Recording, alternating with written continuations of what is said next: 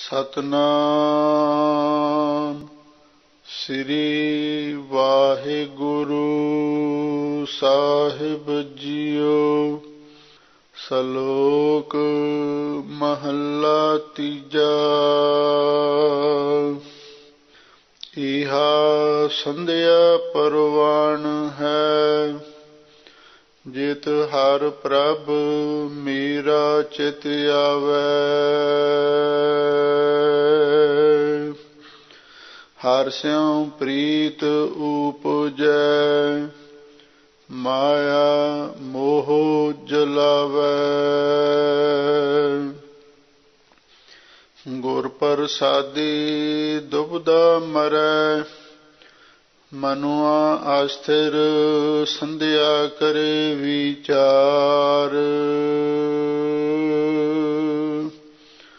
ਨਾਨਕ ਸੰਧਿਆ ਕਰੈ ਮਨ ਮੁਖੀ, ਜੀਉ ਨਾ ਟਿਕੈ ਮਰ ਜੰਮੈ ਹੋਏ ਖੁਆਰ।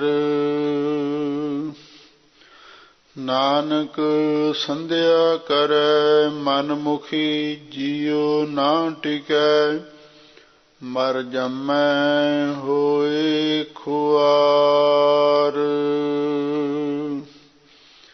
ਇਹਾ ਸੰਧਿਆ ਪਰਵਾਣ ਹੈ, ਜਿਤ ਹਰਿ ਪ੍ਰਭ ਮੇਰਾ ਚਿਤ ਆਵੈ। ਵਾਹਿਗੁਰੂ ਜੀ ਕਾ ਖਾਲਸਾ, ਵਾਹਿਗੁਰੂ ਜੀ ਕੀ ਫਤਿਹ। ਪਰਮ ਸਨਮਾਨਯੋਗ ਗੁਰੂ ਖਾਲਸਾ ਸਤ ਸੰਗਤ ਜੀਓ। ਅਕਾਲ ਪੁਰਖ ਵਾਹਿਗੁਰੂ ਅੰਤਰਜਾਮੀ ਨੇ ਸਾਡੇ ਕਲਯੁਗੀ ਜੀਵਾਂ ਤੇ ਮਹਾਨ ਪਰਉਪਕਾਰ ਕੀਤਾ ਹੈ।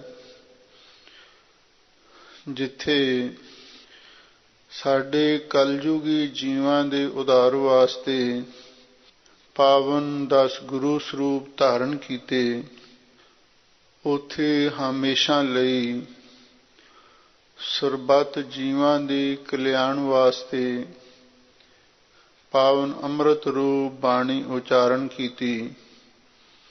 ਉਸ ਪਵਿੱਤਰ ਅੰਮ੍ਰਿਤ ਰੂਪ ਬਾਣੀ ਦੀ ਲੜੀਵਾਰ ਕਥਾ ਆਪ ਸੰਗਤਾਂ ਸਰਵਣ ਕਰ ਰਹੇ ਹੋ। ਪਿੱਛੇ 12 ਸ਼ਲੋਕਾਂ ਦੀ ਕਥਾ ਵਿਚਾਰ ਆਪ ਸੰਗਤਾਂ ਨੇ ਸਰਵਣ ਕੀਤੀ ਹੈ। ਕਿਉਂਕਿ ਬਿਹਾਗੜਾ ਰਾਗ ਦੀ ਵਾਰ ਦੀ ਕਥਾ ਚੱਲ ਰਹੀ ਹੈ। ਹੁਣ ਅੱਗੇ 13ਵੇਂ ਸ਼ਲੋਕ ਤੇ ਪੌੜੀ ਦੀ ਕਥਾ ਆਰੰਭ ਹੋ ਰਹੀ ਹੈ। ਸਤਿਗੁਰੂ ਦੇ ਚਰਨਾਂ ਦੇ ਵਿੱਚ ਕਿਸੇ ਪੰਡਤ ਨੇ ਆ ਕੇ ਬੇਨਤੀ ਕੀਤੀ, ਹੇ ਗਰੀਬਨ ਵਾਜ ਸਤਿਗੁਰੂ ਜੀ, ਸਾਡੇ ਹਿੰਦੂ ਧਰਮ ਦੇ ਅੰਦਰ ਹਰ ਹਿੰਦੂ ਪੁਰਖ ਦੇ ਲਈ ਖਟ ਕਰਮ ਕਰਨ ਦੀ ਆਗਿਆ ਹੈ। ਸਭ ਤੋਂ ਪਹਿਲਾ ਨੰਬਰ ਸੰਧਿਆ ਦਾ ਆਉਂਦਾ ਹੈ ਕਿ ਹਰ ਮਨੁੱਖ ਨੂੰ ਸੰਧਿਆ ਕਰਨੀ ਚਾਹੀਦੀ ਹੈ। ਹਿੰਦੂ ਧਰਮ ਗ੍ਰੰਥਾਂ ਦੇ ਵਿੱਚ 3 ਸੰਧਿਆ ਲਿਖੀਆਂ ਹਨ। ਇੱਕ ਪਹੁ ਫੁਟਾਲੇ ਸਮੇਂ ਦਾ ਜੋ ਟਾਈਮ ਹੁੰਦਾ ਹੈ, ਉਹਨੂੰ ਸੰਧਿਆ ਆਖਿਆ ਹੈ। ਦੂਸਰੇ ਨੰਬਰ ਤੇ ਜਦੋਂ ਦੁਪਹਿਰ ਦੇ ਸਮੇਂ ਸੂਰਜ ਢਲਦਾ ਹੈ, ਦੂਜੀ ਸੰਧਿਆ ਉਸਨੂੰ ਮੰਨਿਆ ਹੈ। ਤੀਜਾ ਜਦੋਂ ਸੂਰਜ ਅਸਤ ਹੋਣ ਦਾ ਸਮਾਂ ਆਉਂਦਾ ਹੈ, ਉਸ ਨੂੰ ਤੀਜੀ ਸੰਧਿਆ ਆਖਿਆ ਹੈ। ਔਰ ਹਿੰਦੂ ਲੋਕ 3 ਸਮੇਂ ਜਿਸ ਨੂੰ ਸੰਧਿਆ ਕਹਿੰਦੇ ਹਨ, ਉਸ ਵੇਲੇ ਉਹ ਕੁਝ ਨਾ ਕੁਝ ਆਪਣੇ ਧਰਮ ਅਨੁਸਾਰ ਪੂਜਾ ਪਾਠ ਕਰਦੇ ਹਨ। ਤੇ ਹੁਣ ਉਸ ਪੰਡਤ ਨੇ ਸਤਿਗੁਰੂ ਦੇ ਪਾਸ ਬੇਨਤੀ ਕੀਤੀ, ਮਹਾਰਾਜ ਵੀ ਜਿਹੜੇ ਲੋਕ ਸੰਧਿਆ ਕਰਦੇ ਹਨ ਅਥਵਾ 3 ਸਮੇਂ ਪੂਜਾ ਪਾਠ ਕਰਦੇ ਹਨ, ਕੀ ਉਹਨਾਂ ਨੂੰ ਰੱਬ ਮਿਲ ਜਾਂਦਾ ਹੈ ਜਾਂ ਕੀ ਉਹਨਾਂ ਦਾ ਜਨਮ ਮਰਨ ਮਿਟ ਜਾਂਦਾ ਹੈ? ਤਾਂ ਸਾਹਿਬ ਸਤਿਗੁਰੂ ਸੱਚੇ ਪਾਤਸ਼ਾਹ ਉਸ ਪੰਡਤ ਨੂੰ ਅਸਲੀ ਸੰਧਿਆ ਕਿਹੋ ਜਿਹੀ ਹੋਣੀ ਚਾਹੀਦੀ ਹੈ ਉਹਦਾ ਉਸਨੂੰ ਨਿਰਣਾ ਕਰਕੇ ਸਮਝਾ ਰਹੇ ਹਨ। ਆਪ ਸੰਗਤਾਂ ਪ੍ਰੇਮ ਦੇ ਨਾਲ ਬਾਣੀ ਦੀ ਵਿਚਾਰ ਸੁਣੋ ਤੇ ਇੱਕ ਵਾਰੀ ਪਿਆਰ ਦੇ ਨਾਲ ਆਖੋ, ਸਤਿਨਾਮ ਸ੍ਰੀ ਵਾਹਿਗੁਰੂ ਸਾਹਿਬ ਜੀਓ। ਸ਼ਲੋਕ ਮਹੱਲਾ ਤੀਜਾ। ਇਹਾ ਸੰਧਿਆ ਪਰਵਾਨ ਹੈ, ਜਿਤ ਹਰ ਪ੍ਰਭ ਮੇਰਾ ਚਿਤ ਆਵੈ।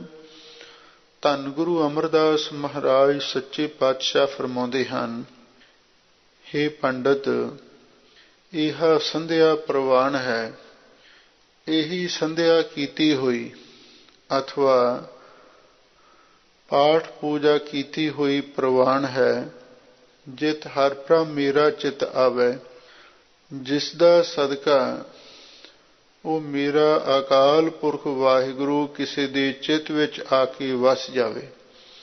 ਹਿੰਦੂ ਲੋਕ ਸੰਧਿਆ ਤਾਂ ਕਰਦੇ ਹਨ, ਗੁਰਸਿੱਖ ਵੀ 2 ਸਮੇਂ ਸੁਬਹ ਸ਼ਾਮ ਨਿਤਨੇਮ ਕਰਦੇ ਹਨ। ਮੁਸਲਮਾਨ ਲੋਕ 5 ਸਮੇਂ 5 ਨਮਾਜ਼ਾਂ ਪੜ੍ਹਦੇ ਹਨ। ਜੇ ਮੁਸਲਮਾਨ 5 ਸਮੇਂ ਨਮਾਜ਼ ਪੜ੍ਹਦੇ ਨੇ ਤੇ ਹਿੰਦੂ 3 ਸਮੇਂ ਸੰਧਿਆ ਕਰਦੇ ਹਨ, ਪਰ ਗੁਰਸਿੱਖ ਨੂੰ ਸਤਿਗੁਰੂ ਨੇ ਸੁਬਹ ਸ਼ਾਮ ਨਿਤਨੇਮ ਕਰਨ ਦੀ ਆਗਿਆ ਕੀਤੀ ਹੈ, ਕਿਉਂਕਿ ਮਨੁੱਖ ਦੇ ਕੋਲ ਇੰਨਾ ਸਮਾਂ ਨਹੀਂ। ਦਿਨ ਵੇਲੇ ਹਰ ਆਦਮੀ ਕਿਸੇ ਨਾ ਕਿਸੇ ਕੰਮ ਕਾਰ ਦੇ ਵਿੱਚ ਮਸ਼ਰੂਫ ਹੁੰਦਾ ਹੈ। ਇਸ ਲਈ ਮੁਸਲਮਾਨਾਂ ਦੇ ਮੁਲਕਾਂ ਦੇ ਵਿੱਚ ਅਕਸਰ ਹੀ ਰਿਵਾਜ ਹੈ, ਮੁਸਲਮਾਨਾਂ ਦੇ ਕੰਟਰੀਆਂ ਅੰਦਰ ਜਦੋਂ ਨਮਾਜ਼ ਦਾ ਸਮਾਂ ਹੋਵੇ, ਨਮਾਜ਼ ਦਾ ਟਾਈਮ ਹੋ ਜਾਵੇ, ਚਾਹੇ ਕੋਈ ਕਿਤਨਾ ਵੀ ਜ਼ਰੂਰੀ ਕੰਮ ਹੈ ਉਸ ਨੂੰ ਛੱਡ ਕੇ ਨਮਾਜ਼ ਪੜ੍ਹਨ ਦੀ ਆਗਿਆ ਕੀਤੀ ਗਈ ਹੈ। ਅਤੇ ਇਸੇ ਤਰ੍ਹਾਂ ਹਿੰਦੂ ਧਰਮ ਦੇ ਵਿੱਚ ਵੀ 3 ਟਾਈਮ ਸੰਧਿਆ ਕਰਨੀ ਜ਼ਰੂਰੀ ਦੱਸੀ ਗਈ ਹੈ। ਪਰ ਸਤਿਗੁਰੂ ਮਹਾਰਾਜ ਨੇ ਇਸ ਮਨੁੱਖ ਦੀ ਜ਼ਿੰਦਗੀ ਨੂੰ ਵਧੇਰੇ ਧੰਦਿਆਂ ਵਿੱਚ ਮਸ਼ਰੂਫ ਦੇਖ ਕੇ 2 ਸਮੇਂ ਹੀ ਨਿਤਨੇਮ ਕਰਨ ਦਾ ਹੁਕਮ ਕੀਤਾ। ਅੰਮ੍ਰਿਤ ਵੇਲੇ ਗੁਰਸਿੱਖ ਨੂੰ 5 ਬਾਣੀਆਂ ਦਾ ਪਾਠ ਅਤੇ ਸ਼ਾਮ ਦੇ ਸਮੇਂ ਰਹਿ ਰਾਤ ਸੌਣ ਲੱਗਿਆਂ ਸੋਹਿਲਾ ਪੜ੍ਹਨਾ। ਇਹ ਹਰ ਗੁਰਸਿੱਖ ਮਾਈ ਭਾਈ ਨੂੰ ਇਹ ਸੁਬਹ ਸ਼ਾਮ ਦਾ ਨਿਤਨੇਮ 2 ਸੰਧਿਆ ਗੁਰੂ ਘਰ ਦੇ ਵਿੱਚ 2 ਸਮੇਂ ਪ੍ਰਵਾਨ ਕੀਤੇ ਗਏ ਨੇ। ਪਰ ਨਾਲ ਹੀ ਹਜ਼ੂਰ ਸਾਨੂੰ ਇਹ ਗੱਲ ਸਮਝਾ ਰਹੇ ਹਨ, ਇਹ ਸੰਧਿਆ ਪ੍ਰਵਾਨ ਹੈ। ਸੰਧਿਆ ਦਾ ਅਰਥ ਵਿਦਵਾਨਾਂ ਨੇ ਇਹ ਕੀਤਾ ਹੈ, ਸੰਗ ਦਾ ਅਰਥ ਹੁੰਦਾ ਹੈ ਸਵੈ, ਆਪਣਾ ਆਪ, ਆਪਣੇ ਆਪ ਦੇ ਨਾਲ ਜੁੜਨਾ, ਇਹਦਾ ਨਾਮ ਅਸਲੀ ਸੰਧਿਆ ਹੈ, ਆਪਣੇ ਆਪ ਨਾਲ ਜੁੜਨਾ। ਪਰ ਇੱਥੇ ਸੰਧਿਆ ਦਾ ਅਰਥ ਪਾਠ ਪੂਜਾ ਦਾ ਆਮ ਪ੍ਰਚਲਿਤ ਹੋ ਗਿਆ। ਹਜ਼ੂਰ ਕਹਿੰਦੇ ਇਹ ਸੰਧਿਆ ਪ੍ਰਵਾਨ ਹੈ, ਵੀ ਇਹੀ ਪਾਠ ਪੂਜਾ ਕੀਤੀ ਹੋਈ ਪ੍ਰਵਾਨ ਹੈ, ਜਿਸ ਦੇ ਅੰਦਰ ਉਹ ਮੇਰਾ ਵਾਹਿਗੁਰੂ ਪਰਮੇਸ਼ਰ ਆ ਕੇ ਚਿੱਤ ਵਿੱਚ ਵਸ ਜਾਵੇ। ਹਰਸ਼ੋਂ ਪ੍ਰੀਤ ਊਪਜੈ, ਮਾਇਆ ਮੋਹ ਜਲਾਵੈ।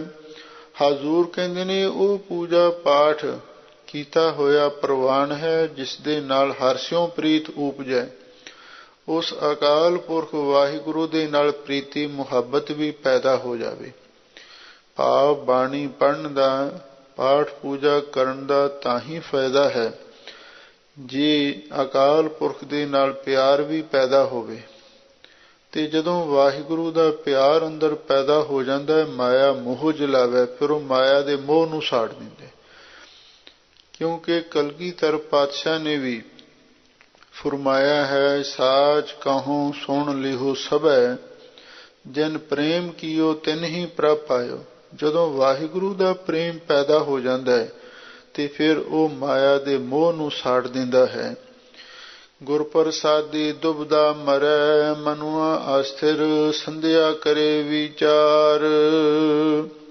ਲੋ ਅਸਲੀ ਸੰਧਿਆ, ਅਸਲੀ ਪਾਠ ਪੂਜਾ ਕਿਹੜੀ ਹੋ ਸਕਦੀ ਹੈ? ਤਾਂ ਹਜ਼ੂਰ ਕਹਿੰਦੇ ਨੇ ਗੁਰ ਪ੍ਰਸਾਦੀ ਦੁਬਦਾ ਮਰੈ। ਜਦੋਂ ਗੁਰੂ ਦੀ ਕਿਰਪਾ ਦੁਆਰਾ ਦੁਬਦਾ ਮਰ ਜਾਵੇ, ਭਾਵ ਮਨ ਦੇ ਵਿੱਚੋਂ ਦੁਬਦਾ ਦੇ ਖਿਆਲ ਦੂਰ ਹੋ ਜਾਵਣ। ਕਿਉਂਕਿ ਹਰ ਆਦਮੀ ਦੇ ਮਨ ਦੇ ਵਿੱਚ ਦੋ ਕਿਸਮ ਦੀ ਵਿਚਾਰਧਾਰਾ ਚੱਲਦੀ ਹੈ। ਕਦੇ ਤੇ ਮਨ ਚੰਗੀਆਂ ਸੋਚਾਂ ਸੋਚਣ ਲੱਗ ਜਾਂਦਾ ਹੈ, ਚੰਗੇ ਖਿਆਲ ਚੰਗੇ ਸੰਕਲਪ ਪੈਦਾ ਹੁੰਦੇ ਨੇ, ਤੇ ਕਦੇ ਮਨ ਦੀ ਅਵਸਥਾ ਬਿਲਕੁਲ ਬਦਲ ਜਾਂਦੀ ਹੈ, ਬੁਰੇ ਖਿਆਲ ਮਾੜੀਆਂ ਸੋਚਾਂ ਸਾਡੇ ਅੰਦਰ ਪੈਦਾ ਹੁੰਦੀਆਂ ਨੇ। ਅੰਮ੍ਰਿਤ ਵੇਲੇ ਉੱਠੀਏ ਨਾ ਉੱਠੀਏ, ਬਾਣੀ ਪੜ੍ਹੀਏ ਜਾਂ ਨਾ ਪੜ੍ਹੀਏ, ਗੁਰਦੁਆਰੇ ਜਾਈਏ ਜਾਂ ਨਾ ਜਾਈਏ, ਇਹਨੂੰ ਕਹਿੰਦੇ ਦੁਬਦਾ। ਦੋ ਕਿਸਮ ਦੇ ਖਿਆਲ, ਵਿਰੋਧੀ ਟਕਰਾਓ ਦੇ ਵਿਚਾਰ ਹੋਣੇ। ਲੋ ਹਜ਼ੂਰ ਕਹਿੰਦੇ ਨੇ ਜਦੋਂ ਗੁਰੂ ਦੀ ਕਿਰਪਾ ਦੁਆਰਾ ਦੁਬਦਾ ਮਰ ਜਾਂਦੀ ਹੈ ਤੇ ਮਨੁਆ ਅਸਥਿਰ, ਫੇਰ ਮਨ ਟਿਕਦਾ। ਜਦੋਂ ਗੁਰੂ ਦੀ ਕਿਰਪਾ ਦੁਆਰਾ ਮਨ ਦੀ ਦੁਬਦਾ ਮਰ ਜਾਂਦੀ ਹੈ, ਫਿਰ ਇਹ ਮਨ ਟਿਕ ਜਾਂਦਾ ਹੈ। ਸੰਧਿਆ ਕਰੇ ਵਿਚਾਰ, ਤਾਂ ਹਜ਼ੂਰ ਕਹਿੰਦੇ ਨੇ ਫਿਰ ਉਹ ਮਨੁੱਖ ਅਸਲੀ ਜਿਹੜੀ ਪਾਠ ਪੂਜਾ ਦੀ ਵਿਚਾਰ ਕਰਦਾ ਹੈ। ਭਾਵ ਉਸਨੂੰ ਪਤਾ ਲੱਗ ਜਾਂਦਾ ਹੈ ਅਸਲੀ ਪਾਠ ਪੂਜਾ, ਅਸਲੀ ਭਗਤੀ ਉਹੀ ਹੈ ਬਈ ਜਿਸ ਦੇ ਨਾਲ ਵਾਹਿਗੁਰੂ ਦੇ ਨਾਲ ਪਿਆਰ ਹੋਵੇ, ਦੁਬਦਾ ਖਤਮ ਹੋ ਜਾਵੇ ਤੇ ਮਨ ਟਿਕਾਓ ਵਿੱਚ ਆ ਜਾਵੇ। ਜਾਂ ਇਸ ਪੰਕਤੀ ਦਾ ਅਨਵੇਂ ਕਰਕੇ ਵੀ ਅਰਥ ਮਹਾਂਪੁਰਖ ਲਾਉਂਦੇ ਸਨ, ਗੁਰ ਪ੍ਰਸਾਦੇ ਦੁਬਦਾ ਮਰੈ, ਮਨੁਆ ਅਸਥਿਰ ਸੰਧਿਆ ਕਰੇ ਵਿਚਾਰ। ਲੋ ਹਜ਼ੂਰ ਕਹਿੰਦੇ ਨੇ ਜਿਹੜਾ ਮਨੁੱਖ ਕਰੇ ਵਿਚਾਰ, ਗੁਰੂ ਸ਼ਬਦ ਦੀ ਵਿਚਾਰ ਕਰਦੇ, ਭਾਵ ਗੁਰਬਾਣੀ ਦੀ ਵਿਚਾਰ ਕਰਦਾ ਹੈ, ਉਹਨੂੰ ਅਸਲੀ ਸੰਧਿਆ ਦੇ ਬਾਰੇ ਪਤਾ ਲੱਗਦਾ ਹੈ ਵੀ ਅਸਲੀ ਸੰਧਿਆ ਕਿਸ ਨੂੰ ਕਹਿੰਦੇ ਨੇ। ਅਸਲੀ ਸੰਧਿਆ ਹੈ ਆਪਣੇ ਆਪੇ ਨਾਲ ਜੁੜਨਾ, ਸਮਾਧੀ ਵਿੱਚ ਲੀਨ ਹੋ ਜਾਣਾ, ਬਾਣੀ ਪੜ੍ਹਦਿਆਂ ਗੁਰੂ ਦੇ ਵਿੱਚ ਲੀਨ ਹੋ ਜਾਣਾ, ਇਹ ਅਸਲੀ ਸੰਧਿਆ ਹੈ। ਤੇ ਫਿਰ ਜਿਹੜਾ ਗੁਰੂ ਸ਼ਬਦ ਦੀ ਵਿਚਾਰ ਕਰਦਾ ਉਸ ਨੂੰ ਅਸਲੀ ਸੰਧਿਆ ਦੇ ਬਾਰੇ ਗਿਆਨ ਪ੍ਰਾਪਤ ਹੁੰਦਾ। ਫਿਰ ਕੀ ਹੁੰਦਾ? ਗੁਰ ਪ੍ਰਸਾਦੀ ਮਨੁਆ ਅਸਥਿਰ, ਗੁਰੂ ਦੀ ਕਿਰਪਾ ਦੁਆਰਾ ਉਹਦਾ ਮਨ ਹਮੇਸ਼ਾ ਲਈ ਸਥਿਰ ਹੋ ਜਾਂਦਾ ਹੈ, ਮਨ ਇਕਾਗਰ ਹੋ ਜਾਂਦਾ ਹੈ, ਮਨ ਦੇ ਵਿੱਚੋਂ ਚੰਚਲਤਾ ਵਿਖੇਪ ਖਤਮ ਹੋ ਜਾਂਦਾ ਹੈ, ਤੇ ਦੁਬਦਾ ਮਰੈ, ਮਨ ਦੀ ਦੁਬਦਾ ਵੀ ਮਰ ਜਾਂਦੀ ਹੈ। ਤੇ ਫਿਰ ਉਸ ਮਨੁੱਖ ਦੀ ਕੀਤੀ ਹੋਈ ਸੰਧਿਆ, ਕੀਤੀ ਹੋਈ ਭਗਤੀ, ਕੀਤੀ ਹੋਈ ਪਾਠ ਪੂਜਾ ਪ੍ਰਵਾਨ ਹੁੰਦੀ ਹੈ। ਨਾਨਕ ਸੰਧਿਆ ਕਰੈ ਮਨਮੁਖੀ, ਜੀਉ ਨਾ ਟਿਕੈ ਮਰ ਜੰਮੈ ਹੋਏ ਖੁਆਰ। ਧੰਨ ਗੁਰੂ ਅਮਰਦਾਸ ਮਹਾਰਾਜ ਸੱਚੇ ਪਾਤਸ਼ਾਹ ਫਰਮਾਉਂਦੇ ਹਨ, ਮਨਮੁਖ ਆਦਮੀ ਵੀ ਸੰਧਿਆ ਕਰਦੇ ਨੇ, ਪਾਠ ਪੂਜਾ ਕਰਦੇ ਨੇ, ਅਸੀਂ ਸਾਰੇ ਹੀ ਕਰਦੇ ਹਾਂ, ਪਰ ਹਜ਼ੂਰ ਕਹਿੰਦੇ ਨੇ ਜੀਉ ਨਾ ਟਿਕੈ, ਅੰਦਰੋਂ ਮਨ ਨਹੀਂ ਟਿਕਦਾ। ਪਾਠ ਕਰਦੇ ਹਾਂ, ਮਨ ਨਹੀਂ ਟਿਕਦਾ, ਬਾਣੀ ਪੜ੍ਹਦੇ ਹਾਂ, ਸਿਮਰਨ ਕਰਦੇ, ਮਨ ਨਹੀਂ ਟਿਕਦਾ। ਇਹ ਮਨਮੁਖਾਂ ਦੀ ਹਾਲਤ ਹੈ। ਨਾਨਕ ਸੰਧਿਆ ਕਰੈ ਮਨਮੁਖੀ, ਮਨਮੁਖ ਆਦਮੀ ਜਦੋਂ ਸੰਧਿਆ ਪਾਠ ਪੂਜਾ ਕਰਦਾ ਹੈ, ਭਗਤੀ ਸਿਮਰਨ ਕਰਦਾ ਹੈ, ਉਹਦਾ ਮਨ ਨਹੀਂ ਟਿਕਦਾ। ਕਬਹੂ ਜੀਰਾ ਊਬ ਚੜ੍ਹਤ ਹੈ, ਕਬਹੂ ਜਾਏ ਪਿਆਲੇ, ਲੋਭੀ ਜੀਰਾ ਥਿਰ ਨਾ ਰਹਿਤ ਹੈ, ਚਾਰੇ ਕੁੰਟਾਂ ਪਾਲੇ। ਕਈ ਵਾਰ ਅਸੀਂ ਵੀ ਪਾਠ ਕਰਦੇ ਹਾਂ, ਜਪਜੀ ਸਾਹਿਬ ਦਾ ਪਾਠ ਕਰਦੇ ਹਾਂ, ਕਈ ਵਾਰੀ ਜ਼ੁਬਾਨੀ, ਕਈ ਵਾਰੀ ਗੁਟਕੇ ਤੋਂ ਵੀ, ਪਰ ਜਦੋਂ ਇੱਕ ਓੰਕਾਰ ਪੜ੍ਹਦੇ ਹਾਂ ਉਸ ਵੇਲੇ ਪਤਾ ਲੱਗਦਾ ਹੈ ਬਈ ਅਸੀਂ ਪਾਠ ਸ਼ੁਰੂ ਕਰ ਲਿਆ। ਫਿਰ ਜਦੋਂ ਕੀਤੀ ਛੁੱਟੀ ਨਾਲ ਪੜ੍ਹਦੇ ਉਦੋਂ ਹੀ ਖਿਆਲ ਆਉਂਦਾ ਵੀ ਹਾਂ ਪਾਠ ਕਰ ਲਿਆ। ਵਿੱਚ ਵਿਚਾਲੇ ਕੀ ਹੈ ਤੇ ਕੁਛ ਵੀ ਨਹੀਂ ਪਤਾ ਲੱਗਦਾ, ਸਭ ਕੁਛ ਭੁੱਲ ਜਾਂਦਾ। ਬਸ ਇਹ ਗੱਲ ਕੁਝ ਇਸ ਤਰ੍ਹਾਂ ਦੀ ਹੁੰਦੀ ਹੈ, ਕਾਹਲੀ ਕਾਹਲੀ 'ਚ ਪਾਠ, ਵੀ ਚਲੋ ਪਾਠ ਕਰ ਲਿਆ, ਪਰ ਨਾ ਤੇ ਬਾਣੀ ਦਾ ਅਰਥ ਬੋਧ, ਨਾ ਬਾਣੀ ਦੀ ਵਿਚਾਰ, ਤੇ ਫਿਰ ਮਨ ਨੇ ਕੀ ਟਿਕਣਾ? ਮਨ ਉਦੋਂ ਟਿਕਦਾ ਜਦੋਂ ਬਾਣੀ ਨੂੰ ਵਿਚਾਰ ਦੇ ਨਾਲ ਸਮਝ ਕੇ ਪੜ੍ਹੀਏ। ਜਦੋਂ ਬਾਣੀ ਦੀ ਵਿਚਾਰ ਨਾ ਹੋਏ, ਬਾਣੀ ਦੀ ਸਮਝ ਨਹੀਂ ਪੈਂਦੀ, ਤੇ ਫੇਰ ਜਿਵੇਂ ਕਪਾਹ ਦੇ ਵਿੱਚੋਂ ਦੀ ਬਿੱਲਾ ਲੰਘ ਜਾਵੇ ਤੇ ਉਹ ਹਾਲਤ ਸਾਡੀ ਹੁੰਦੀ ਹੈ। ਪਾਠ ਤੇ ਹੋ ਜਾਂਦਾ ਪਰ ਉਸ ਦਾ ਕੋਈ ਲਾਭ ਨਹੀਂ ਹੁੰਦਾ। ਲੋ ਹਜ਼ੂਰ ਕਹਿੰਦੇ ਨੇ, ਸੰਧਿਆ ਨਾਨਕ ਸੰਧਿਆ ਕਰੇ ਮਨਮੁਖੀ ਜੀਉ ਨਾ ਟਿਕੈ। ਮਨਮੁਖ ਆਦਮੀ ਸੰਧਿਆ ਕਰਦਾ ਪਰ ਉਹਦਾ ਮਨ ਨਹੀਂ ਟਿਕਦਾ। ਜਿਵੇਂ ਧੰਨ ਗੁਰੂ ਨਾਨਕ ਦੇਵ ਮਹਾਰਾਜ ਸੱਚੇ ਪਾਤਸ਼ਾਹ ਨੇ ਦੌਲਤ ਖਾਂ ਨਵਾਬ ਨੂੰ ਆਖਿਆ ਸੀ, ਤੁਸੀਂ ਨਮਾਜ਼ ਤੇ ਪੜ੍ਹੀ ਹੈ ਪਰ ਸਹੀ ਅਰਥਾਂ ਦੇ ਵਿੱਚ ਨਮਾਜ਼ ਨਹੀਂ ਪੜ੍ਹੀ ਗਈ। ਨਵਾਬ ਹੈਰਾਨ ਹੋ ਕੇ ਕਹਿਣ ਲੱਗਾ, ਜੋ ਸਾਡੀ ਮੁਸਲਮਾਨੀ ਸ਼ਰ੍ਹਾ ਦੇ ਵਿੱਚ ਨਮਾਜ਼ ਦੀ ਮਰਜ਼ਾਦਾ ਲਿਖੀ ਹੈ ਤੇ ਅਸੀਂ ਉਸੇ ਮਰਜ਼ਾਦਾ ਦੇ ਵਿੱਚ ਨਮਾਜ਼ ਪੜ੍ਹੀ ਹੈ। ਤਾਂ ਸਤਿਗੁਰੂ ਕਹਿਣ ਲੱਗੇ, ਠੀਕ ਹੈ, ਤੁਸੀਂ ਬਾਹਰਲੀ ਮਰਜ਼ਾਦਾ ਤੇ ਪੂਰੀ ਕਰ ਲਈ ਹੈ, ਪਰ ਅੰਦਰਲੀ ਜਿਹੜੀ ਮਨ ਦੀ ਗੱਲ ਹੈ ਵੀ ਮਨ ਜੋੜ ਕੇ, ਮਨ ਟਿਕਾ ਕੇ ਰੱਬ ਦੀ ਨਮਾਜ਼ ਕਰਨੀ ਹੈ, ਉਹ ਤੇ ਮਰਜ਼ਾਦਾ ਤੁਹਾਡੀ ਪੂਰੀ ਹੋ ਨਾ ਸਕੀ। ਉਸ ਵੇਲੇ ਇਹਦੇ ਮਨ ਦੀ ਹਾਲਤ ਸਤਿਗੁਰੂ ਨੇ ਦੱਸੀ। ਮੱਥਾ ਠੋਕੇ ਨਾਲ ਜ਼ਮੀਨਾਂ, ਚਿੱਤ ਉੱਡਿਆ ਅਸਮਾਨ, ਕਾਬਲ ਘੋੜੇ ਖਰੀਦਾ ਦੌਲਤ ਖਾਨ ਪਠਾਨ। ਕਹਿਣ ਲੱਗੇ, ਉਹ ਨਵਾਬ ਦੌਲਤ ਖਾਂ, ਤੂੰ ਕਹਿੰਦਾ ਮੈਂ ਨਮਾਜ਼ ਪੜ੍ਹੀ ਹੈ, ਇੱਕ ਪਾਸੇ ਸਜਦੇ ਕਰਦਾ, ਮੱਥਾ ਠੋਕੇ ਨਾਲ ਜ਼ਮੀਨਾਂ, ਚਿੱਤ ਉੱਡਿਆ ਅਸਮਾਨ, ਤੇਰਾ ਚਿੱਤ ਆਕਾਸ਼ਾਂ ਦੇ ਵਿੱਚ ਉਡਾਰੀਆਂ ਮਾਰ ਰਹੇ, ਕਬੂ ਜੀਰਾ ਊਬ ਚੜ੍ਹਤ ਹੈ ਕਬੂ ਜਾਏ ਪਿਆਲੇ। ਤੂੰ ਕਹਿੰਦਾ ਮੈਂ ਨਮਾਜ਼ ਪੜ੍ਹੀ ਹੈ, ਕਾਹਦੀ ਨਮਾਜ਼ ਪੜ੍ਹੀ ਹੈ? ਪੜ੍ਹੀ ਨਾ ਪੜ੍ਹੀ ਇੱਕ ਬਰਾਬਰੀ ਹੈ।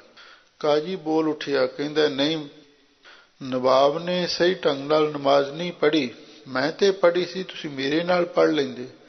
ਸਤਿਗੁਰੂ ਕਹਿਣ ਲੱਗੇ, ਤੂੰ ਕਿਹੜਾ ਨਮਾਜ਼ ਸਹੀ ਤਰੀਕੇ ਨਾਲ ਪੜ੍ਹੀ ਹੈ? ਤੇਰਾ ਮਨ ਵੀ ਕਿਸੇ ਹੋਰ ਪਾਸੇ ਗਿਆ ਹੋਇਆ ਸੀ। ਸਤਿਗੁਰੂ ਨੇ ਕਾਜੀ ਨੂੰ ਆਖਿਆ, ਤੇਰਾ ਮਨ ਘੋੜੀ ਦੇ ਬਸ਼ੇਰੇ ਦੇ ਪਿੱਛੇ ਪਿੱਛੇ ਛਾਲਾਂ ਮਾਰਦਾ ਫਿਰਦਾ ਸੀ, ਇਸ ਲਈ ਤੂੰ ਕਿਹੜੀ ਨਮਾਜ਼ ਪੜ੍ਹੀ ਹੈ? ਇਹੋ ਜਿਹੀ ਨਮਾਜ਼ ਪੜ੍ਹੀ ਦਾ ਕੀ ਫਾਇਦਾ? ਕੁਝ ਵੀ ਨਹੀਂ। ਸੋ ਇਹ ਜਿਹੜੀਆਂ ਸਾਖੀਆਂ ਨੇ ਜਾਂ ਗੁਰਬਾਣੀ ਦੀ ਸਿੱਖਿਆ ਹੈ, ਸਾਨੂੰ ਇਹੀ ਪ੍ਰੇਰਣਾ ਦਿੰਦੀ ਹੈ ਬਈ ਤੁਸੀਂ ਬਾਣੀ ਪੜ੍ਹਨੀ ਹੈ ਜਾਂ ਸੁਣਨੀ ਹੈ, ਉਸ ਵੇਲੇ ਯਤਨ ਇਹ ਕਰੋ ਵੀ ਬਾਣੀ ਨੂੰ ਵਿਚਾਰ ਕੇ, ਸਮਝ ਕੇ ਪੜ੍ਹਿਆ ਜਾਵੇ, ਤੇ ਫਿਰ ਮਨ ਦੇ ਵਿੱਚ ਕੁਝ ਨਾ ਕੁਝ ਬਾਣੀ ਦਾ ਅਸਰ ਵੀ ਪੈਂਦਾ। ਪਰ ਹਜ਼ੂਰ ਕਹਿੰਦੇ ਨੇ, ਸਾਡੀ ਹਾਲਤ ਇਹ ਹੈ, ਨਾਨਕ ਸੰਧਿਆ ਕਰੇ ਮਨਮੁਖੀ ਜੀਉ ਨਾ ਟਿਕੈ। ਮਨਮੁਖ ਆਦਮੀ ਸੰਧਿਆ ਤੇ ਕਰਦਾ, ਮੁਸਲਮਾਨ ਨਮਾਜ਼ ਪੜ੍ਹਦਾ, ਹਿੰਦੂ 3 ਟਾਈਮ ਸੰਧਿਆ ਕਰਦਾ, ਅਸੀਂ ਵੀ 2 ਟਾਈਮ ਨਿਤਨੇਮ ਕਰਦੇ ਹਾਂ, ਪਰ ਮਨ ਨਹੀਂ ਟਿਕਦਾ। ਤੇ ਇਹਦਾ ਫਲ ਸਤਿਗੁਰੂ ਕਹਿੰਦੇ ਨੇ, ਮਰ ਜੰਮੈ ਹੋਏ ਖੁਆਰ। ਫਿਰ ਉਹ ਮਰ ਕੇ ਜੰਮੇਗਾ ਤੇ ਖੁਆਰ ਹੀ ਹੁੰਦਾ ਰਹੇਗਾ, ਉਸਦਾ ਜਨਮ ਮਰਨ ਨਹੀਂ ਮਿਟ ਸਕਦਾ। ਜਦੋਂ ਮਨੁਆ ਅਸਥਰ ਵਾਲੀ ਅਵਸਥਾ ਬਣੇਗੀ ਤੇ ਫਿਰ ਨਮਾਜ਼ ਪੂਜਾ ਪਾਠ ਕੀਤੀ ਹੋਈ ਪ੍ਰਵਾਨ ਹੁੰਦੀ ਹੈ। ਮਹੱਲਾ ਤੀਜਾ। ਪ੍ਰਿਉ ਪ੍ਰਿਉ ਕਰਤੀ ਸਭ ਜਗ ਫਿਰੀ, ਮੇਰੀ ਪਿਆਸ ਨਾ ਜਾਏ। ਧੰਨ ਗੁਰੂ ਅਮਰਦਾਸ ਮਹਾਰਾਜ ਸੱਚੇ ਪਾਤਸ਼ਾਹ ਹੁਣ ਜੀਵ ਨੂੰ ਇਸਰੀ ਤੇ ਅਕਾਲ ਪੁਰਖ ਵਾਹਿਗੁਰੂ ਪਰਮੇਸ਼ਰ ਨੂੰ ਪਤੀ ਰੂਪ ਦੇ ਵਿੱਚ ਬਿਆਨ ਕਰਕੇ ਜਿਗਿਆਸੂ ਦੀ ਅਵਸਥਾ ਬਿਆਨ ਕਰਦੇ ਹਨ। ਪ੍ਰਿਉ ਪ੍ਰਿਉ ਕਰਤੀ ਸਭ ਜਗ ਫਿਰੀ। ਮੈਂ ਪ੍ਰਿਉ ਪ੍ਰਿਉ, ਹੇ ਪਤੀ, ਹੇ ਪਿਆਰੇ, ਹੇ ਪਿਆਰੇ, ਇਸ ਤਰ੍ਹਾਂ ਉਚਾਰਨ ਕਰਦੀ ਹੋਈ ਸਾਰੇ ਸੰਸਾਰ ਦੇ ਵਿੱਚ ਹੀ ਫਿਰਦੀ ਰਹੀ। ਭਾਵ ਵਾਹਿਗੁਰੂ ਵਾਹਿਗੁਰੂ ਨਾਮ ਜਪਦੀ ਹੋਈ, ਜਾਂ ਕੋਈ ਵੀ ਧਰਮ ਦਾ, ਕਿਸੇ ਵੀ ਬੋਲੀ ਦਾ ਨਾਮ ਪ੍ਰਿਉ ਪ੍ਰਿਉ ਕਰਦੀ ਹੋਈ ਸਾਰੇ ਸੰਸਾਰ ਦੇ ਵਿੱਚ ਫਿਰਦੀ ਰਹੀ। ਜਿਵੇਂ ਹਿੰਦੂ ਰਾਮ ਰਾਮ ਕਹਿ ਲੈਂਦੇ ਨੇ, ਮੁਸਲਮਾਨ ਅੱਲਾ ਅੱਲਾ ਕਹਿ ਲੈਂਦੇ ਨੇ, ਤੇ ਅਸੀਂ ਵਾਹਿਗੁਰੂ ਆਖ ਲੈਂਦੇ। ਬਾਕੀ ਹੋਰ ਧਰਮ ਵੀ ਕੋਈ ਕੁਛ ਨਾਮ ਜਪ ਲੈਂਦੇ ਨੇ। ਹਜ਼ੂਰ ਕਹਿੰਦੇ ਨੇ, ਬਸ ਪ੍ਰਿਉ ਪ੍ਰਿਉ ਉਸ ਪਤੀ ਪਰਮੇਸ਼ਰ ਦਾ ਨਾਮ ਲੈਂਦੀ ਲੈਂਦੀ ਸਾਰੇ ਸੰਸਾਰ ਦੇ ਵਿੱਚ ਫਿਰਦੀ ਰਹੀ। ਮੇਰੀ ਪਿਆਸ ਨਾ ਜਾਏ, ਪਰ ਮੇਰੀ ਪਿਆਸ ਨਹੀਂ ਜਾ ਸਕੀ। ਭਾਵ ਰਾਮ ਰਾਮ ਤਾਂ ਕਰਦੀ ਫਿਰਦੀ ਰਹੀ, ਪਰ ਮੈਨੂੰ ਰਾਮ ਮਿਲਿਆ ਨਹੀਂ। इस करके मेरी प्यास नहीं जा सकी। नानक सतगुर मिलिया मेरी प्यास गई, फिर पाया घर आए। ਧੰਨ ਗੁਰੂ ਅਮਰਦਾਸ ਮਹਾਰਾਜ ਸੱਚੇ ਪਾਤਸ਼ਾਹ ਫਰਮਾਉਂਦੇ ਹਨ, ਗੁਰਮੁਖੋ ਸਤਿਗੁਰੂ ਦੇ ਨਾਲ ਮਿਲ ਕੇ ਮੇਰੀ ਪਿਆਸ ਚਲੀ ਗਈ। ਕਿਉਂ? ਫਿਰ ਪਾਇਆ ਘਰ ਆਏ। ਗੁਰੂ ਦੀ ਬਖਸ਼ੀ ਹੋਈ ਸਿੱਖਿਆ ਅਨੁਸਾਰ ਫਿਰ ਪਾਇਆ ਘਰ ਆਏ। ਮੈਂ ਆਪਣੇ ਘਰ ਦੇ ਵਿੱਚ ਆਇਆ ਤੇ ਘਰ ਦੇ ਵਿੱਚ ਆ ਕੇ ਪਤੀ ਪਰਮੇਸ਼ਰ ਨੂੰ ਪ੍ਰਾਪਤ ਕਰ ਲਿਆ। ਗੁਰੂ ਦੀ ਕਿਰਪਾ ਨਾਲ ਜਦੋਂ ਮੈਂ ਆਪਣੇ ਘਰ ਦੇ ਵਿੱਚ ਆ ਗਿਆ ਤੇ ਮੈਨੂੰ ਵਾਹਿਗੁਰੂ ਪਰਮੇਸ਼ਰ ਮਿਲ ਗਿਆ। ਹੁਣ ਇਹ ਪੰਕਤੀ ਦਾ ਅਰਥ ਵੀ ਘਰ ਵਿੱਚ ਆ ਕੇ ਮੈਂ ਪਰਮੇਸ਼ਰ ਨੂੰ ਪ੍ਰਾਪਤ ਕਰ ਲਿਆ। ਉਹ ਕਿਹੜਾ ਘਰ ਹੈ ਜਿਹਦੇ ਵਿੱਚ ਆ ਕੇ ਪਰਮੇਸ਼ਰ ਮਿਲਿਆ? ਇੱਕ ਤਾਂ ਸਰੀਰ ਸਾਡਾ ਘਰ ਹੈ, ਇਹਦੇ ਵਿੱਚ ਜੀਵ ਆਤਮਾ ਵਸ ਰਹੀ ਹੈ, ਪਰ ਇਸ ਸਰੀਰ ਦੇ ਅੰਦਰ ਇੱਕ ਤੁਰੀਆ ਪਦ ਹੈ ਜਿਸ ਨੂੰ ਅਸਲੀ ਘਰ ਆਖਿਆ ਜਾ ਸਕਦਾ ਹੈ।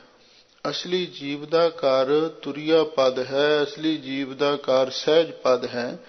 ਲੋ ਹਜ਼ੂਰ ਕਹਿੰਦੇ ਨੇ, ਫਿਰ ਪਾਇਆ ਘਰ ਆਏ। ਜਦੋਂ ਮੈਂ ਸਤਿਗੁਰੂ ਦੇ ਨਾਲ ਮਿਲਿਆ ਤੇ ਆਪਣੀ ਸੁਰਤ ਨੂੰ ਅੰਤਰਮੁਖ ਕਰਕੇ ਆਪਣੇ ਘਰ ਸਹਿਜ ਪਦ ਵਿੱਚ ਆ ਗਿਆ ਤੇ ਉੱਥੇ ਆਉਣ ਤੋਂ ਮੈਨੂੰ ਪਰਮੇਸ਼ਰ ਪਤੀ ਮਿਲ ਗਿਆ ਤੇ ਮੇਰੀ ਪਿਆਸ ਬੁਝ ਗਈ। ਪੌੜੀ ਆਪੇ ਤੰਤ ਪਰਮ ਤੰਤ ਸਭੇ ਆਪੇ, ਆਪੇ ਠਾਕੁਰ ਦਾਸ ਭਇਆ। ਪੌੜੀ ਵਿੱਚ ਧੰਨ ਗੁਰੂ ਰਾਮਦਾਸ ਮਹਾਰਾਜ ਸੱਚੇ ਪਾਤਸ਼ਾਹ ਅਕਾਲ ਪੁਰਖ ਵਾਹਿਗੁਰੂ ਦੀ ਮਹਿਮਾ ਉਚਾਰਨ ਕਰਦੇ ਹਨ। ਉਹ ਅਕਾਲ ਪੁਰਖ ਵਾਹਿਗੁਰੂ ਆਪੇ ਤੰਤ ਜੀਵ ਤਤ ਰੂਪ ਹੈ ਤੇ ਆਪੇ ਉਹ ਪਰਮ ਤਤ ਬ੍ਰਹਮ ਤਤ ਰੂਪ ਹੈ। ਜੀਵ ਰੂਪੀ ਤਤ ਵੀ ਆਪ ਹੈ ਤੇ ਬ੍ਰਹਮ ਤਤ ਵੀ ਸਭ ਕੁਝ ਵਾਹਿਗੁਰੂ ਆਪ ਹੈ। ਆਪੇ ਠਾਕੁਰ ਦਾਸ ਭਇਆ। ਉਹ ਅਕਾਲ ਪੁਰਖ ਵਾਹਿਗੁਰੂ ਆਪੇ ਹੀ ਠਾਕੁਰ ਮਾਲਕ ਤੇ ਆਪ ਹੀ ਦਾਸ ਬਣਿਆ ਹੋਇਆ। ਆਪੇ 10 8 ਵਰਨ ਉਪਾਇਨ, ਆਪ ਬ੍ਰਹਮ ਆਪ ਰਾਜ ਲਿਆ। ਉਸ ਅਕਾਲ ਪੁਰਖ ਵਾਹਿਗੁਰੂ ਨੇ ਆਪ ਹੀ 10 8 ਦਾ ਅਰਥ ਹੈ 18 ਵਰਨ ਪੈਦਾ ਕੀਤੇ। ਮੁੱਖ ਤਾਂ 4 ਹੀ ਨੇ ਨਾ, ਬ੍ਰਾਹਮਣ ਖੱਤਰੀ ਵੈਸ਼ ਸ਼ੂਦਰ, ਪਰ ਇਹਨਾਂ 4 ਤੋਂ ਇੱਕ ਦੂਸਰੇ ਦੇ ਸੰਬੰਧ ਕਰਕੇ 16 ਬਣ ਜਾਂਦੇ ਤੇ ਬਾਕੀ 2 ਹੋਰ ਗੁੰਡ ਤੇ ਗੋਲ ਨੇ ਜਿਹੜੇ ਇਹਨਾਂ ਵਰਨਾ ਸ਼ਰਮਾਂ ਤੋਂ ਬਾਹਰ ਨੇ ਤੇ ਸਾਰੇ 18 ਵਰਨ ਧਰਮ ਗ੍ਰੰਥਾਂ ਵਿੱਚ ਲਿਖੇ ਮਿਲਦੇ ਨੇ। ਇਸ ਲਈ ਸਤਿਗੁਰੂ ਮਹਾਰਾਜ ਨੇ ਇੱਥੇ 18 ਵਰਨਾਂ ਦੀ ਗੱਲ ਲਿਖੀ ਹੈ। ਆਪੇ 10 8 ਵਰਨ ਉਪਾਇਨ, ਕਿਉਂਕਿ 4 ਤਾਂ ਸ਼ੁੱਧ ਵਰਨ ਨੇ ਤੇ ਜਦੋਂ ਚਾਰੇ ਵਰਨ ਆਪਸ ਵਿੱਚ ਸੰਬੰਧ ਸਥਾਪਿਤ ਕਰ ਲੈਂਦੇ ਨੇ ਫਿਰ ਉਹ 4 ਦੇ ਅੱਗੇ 4 4 ਹੋਰ ਰਲ ਕੇ 16 ਤੇ 2 ਗੁੰਡ ਗੋਲ ਜਿਹੜੇ ਨਾ ਵਰਨਾ ਸ਼ਰਮਾ ਤੋਂ ਬਾਹਰ ਜਾਣ ਵਾਲੇ ਲੋਕ ਨੇ ਉਹ ਸ਼ਾਮਲ ਕਰਕੇ 8 ਵਰਨ ਉਸ ਵਾਹਿਗੁਰੂ ਪਰਮੇਸ਼ਰ ਨੇ ਆਪ ਹੀ ਪੈਦਾ ਕੀਤੇ। ਆਪ ਬ੍ਰਹਮ ਆਪ ਰਾਜ ਲਿਆ। ਉਹ ਵਾਹਿਗੁਰੂ ਆਪ ਹੀ ਬ੍ਰਹਮਾ ਰੂਪ ਹੈ ਜਿਸਨੇ ਸਾਰੀ ਸ੍ਰਿਸ਼ਟੀ ਨੂੰ ਰਚਿਆ ਤੇ ਆਪ ਹੀ ਉਸਨੇ ਰਾਜ ਲਿਆ, ਸਾਰੀ ਸ੍ਰਿਸ਼ਟੀ ਦਾ ਰਾਜ ਪ੍ਰਾਪਤ ਕੀਤਾ। ਰਾਜ ਦਾ ਅਰਥ ਰਾਜ ਵੀ ਹੈ ਤੇ ਰਾਜ ਦਾ ਅਰਥ ਰਾਜ ਕਹਿੰਦੇ ਨੇ, ਜਿਵੇਂ ਫਾਰਸੀ ਦੇ ਵਿੱਚ ਵੀ ਇਹਦਾ ਰਾਜ ਕੀ ਹੈ, ਇਹਦਾ ਰਹੱਸ ਕੀ ਹੈ, ਇਹਦਾ ਭੇਤ ਕੀ ਹੈ। ਇਸ ਲਈ ਉਹ ਵੀ ਜਿਹੜਾ ਰਾਜ ਹੈ ਕਿਸੇ ਦੇ ਅੰਦਰਲਾ ਭੇਤ ਵੀ ਅੰਦਰ ਇਹਦੇ ਕੀ ਹੈ, ਉਹ ਆਪ ਇਹ ਬ੍ਰਹਮਾ ਰੂਪ ਹੈ ਤੇ ਆਪ ਹੀ ਉਹਨੇ ਸਾਰੀ ਸ੍ਰਿਸ਼ਟੀ ਦਾ ਅੰਦਰਲਾ ਮਨ ਦਾ ਗੁੱਝਾ ਭੇਤ ਉਹ ਲੈਣਾ ਕੀਤਾ ਹੈ। ਆਪੇ ਮਾਰੇ ਆਪੇ ਛੋੜੈ, ਆਪੇ ਬਖਸ਼ੇ ਕਰੇ ਦਇਆ। ਉਹ ਵਾਹਿਗੁਰੂ ਆਪ ਹੀ ਜੀਵਾਂ ਨੂੰ ਮਾਰਦਾ ਹੈ ਤੇ ਆਪ ਹੀ ਜਿਹਨੂੰ ਚਾਹੇ ਛੱਡ ਦਿੰਦਾ ਹੈ, ਪਾਪੀਆਂ ਨੂੰ ਸਜ਼ਾਵਾਂ ਦਿੰਦਾ ਹੈ। ਜੇ ਕੋਈ ਪਾਪੀ ਮਨੁੱਖ ਰੱਬ ਦਾ ਨਾਮ ਲਵੇ ਉਹਦੇ ਮੂਹਰੇ ਬੌੜੀ ਕਰੇ ਫਿਰ ਉਹਨੂੰ ਮਾਫ ਵੀ ਕਰ ਦਿੰਦਾ। ਆਪੇ ਹੀ ਬਖਸ਼ੇ ਕਰੇ ਦਇਆ, ਜਿਸ ਉੱਤੇ ਵਾਹਿਗੁਰੂ ਦਇਆ ਕਰੇ ਮਿਹਰ ਕਰ ਦੇਵੇ ਉਹਨੂੰ ਬਖਸ਼ ਵੀ ਦਿੰਦਾ ਹੈ। ਕਿਉਂਕਿ ਉਸ ਵਾਹਿਗੁਰੂ ਦਾ ਇਹ ਬਿਰਦ ਹੈ, ਜੋ ਸ਼ਰਨ ਆਵੇ ਤਿਸ ਕੰਠ ਲਾਵੇ। ਇਹ ਬਿਰਦ ਸੁਆਮੀ ਸੰਧਾ। ਜੇ ਕੋਈ ਸੱਚੇ ਮਨ ਦੇ ਨਾਲ ਉਹਦੀ ਸ਼ਰਨ ਵਿੱਚ ਆ ਜਾਵੇ, ਚਾਹੇ ਉਹ ਕਿਤਨਾ ਵੱਡਾ ਪਾਪੀ ਹੈ, ਕਿਤਨਾ ਵੱਡਾ ਗੁਨਾਹਗਾਰ ਹੈ, ਵਾਹਿਗੁਰੂ ਮਿਹਰ ਕਰਕੇ ਉਹਨੂੰ ਬਖਸ਼ ਲੈਂਦਾ ਹੈ। ਆਪ ਅਭੁੱਲ ਨ ਭੁੱਲੈ ਕਬਹੀ, ਸਭ ਸਚਤ ਪਾਵ ਸਚ ਥਿਆ। ਉਹ ਅਕਾਲ ਪੁਰਖ ਵਾਹਿਗੁਰੂ ਆਪ ਅਭੁੱਲ ਹੈ, ਕਦੇ ਵੀ ਉਹ ਭੁੱਲਦਾ ਨਹੀਂ, ਕਦੇ ਉਕਾਈ ਨਹੀਂ ਕਰਦਾ। ਉਸ ਵਾਹਿਗੁਰੂ ਦੀ ਮਰਜ਼ਾਦਾ ਵਿੱਚ, ਉਹਦੇ ਬਣੇ ਦੈਵੀ ਕਾਨੂੰਨ ਦੇ ਵਿੱਚ ਕਦੇ ਕੋਈ ਉਕਾਈ ਨਹੀਂ ਹੈ।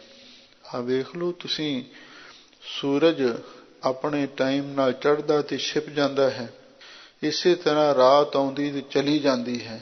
ਇਹ ਕੁਦਰਤ ਦੇ ਨਿਯਮ ਅਟੱਲ ਨੇ।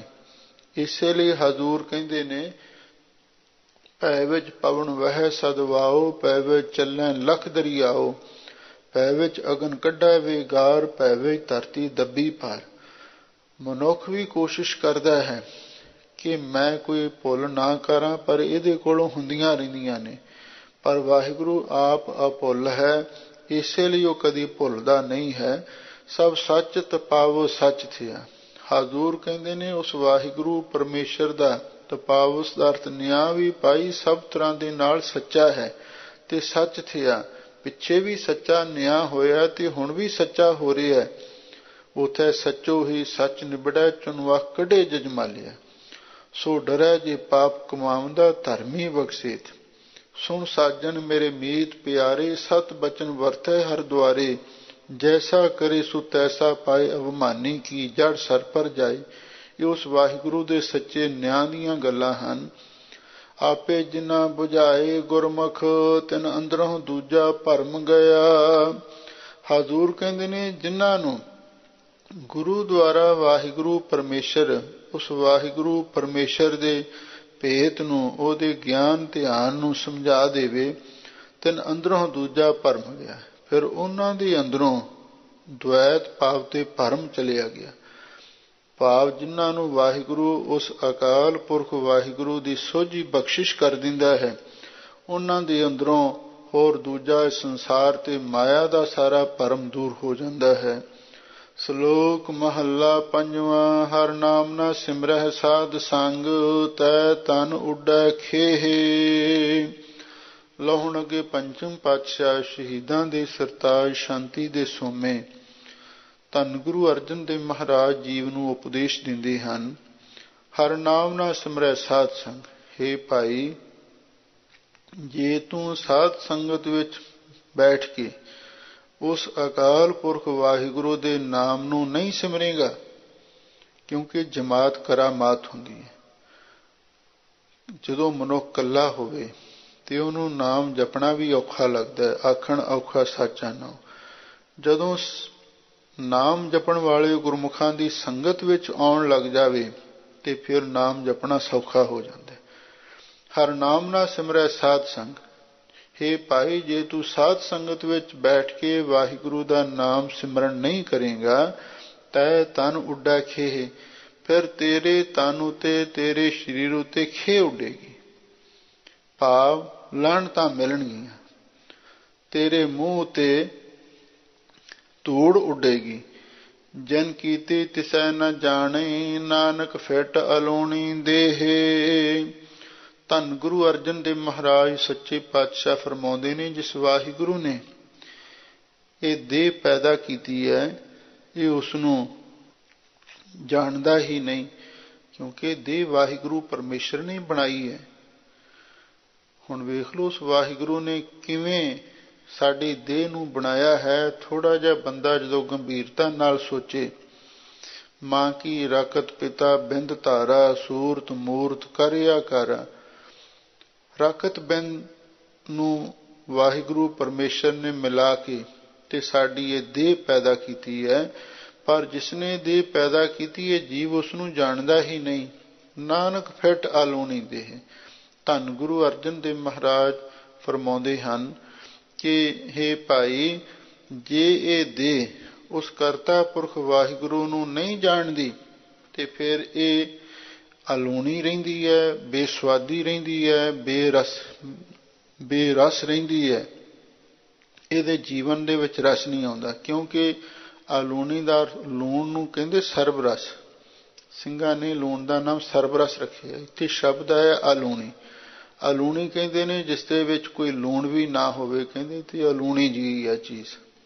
ਤੇ ਇਹ ਅਲੂਣੀ ਸ਼ਬਦ ਕਿਸੇ ਵੀ ਵਸਤੂ ਜਾਂ ਪਦਾਰਥ ਦੇ ਨਾਲ ਵਰਤ ਲਈਦਾ ਬਈ ਇਹਦਾ ਸਵਾਦ ਤੇ ਅਲੂਣਾ ਹੀ ਹੈ, ਭਾਵੇਂ ਇਹਦੇ ਵਿੱਚ ਕੋਈ ਰਸ ਨਹੀਂ। ਜਿਹਦੇ ਵਿੱਚ ਰਸ ਨਾ ਹੋਵੇ ਉਹਨੂੰ ਅਲੂਣੀ ਸ਼ਬਦ ਨਾਲ ਸੰਬੋਧਨ ਕੀਤਾ ਜਾਂਦਾ। ਲੋ ਹਜ਼ੂਰ ਕਹਿੰਦੇ ਨੇ ਜੇ ਵਾਹਿਗੁਰੂ ਦਾ ਸਿਮਰਨ ਨਹੀਂ, ਪ੍ਰਭੂ ਦਾ ਪਿਆਰ ਨਹੀਂ, ਨਾਨਕ ਫਿੱਟ ਅਲੂਣੀ ਦੇਹ।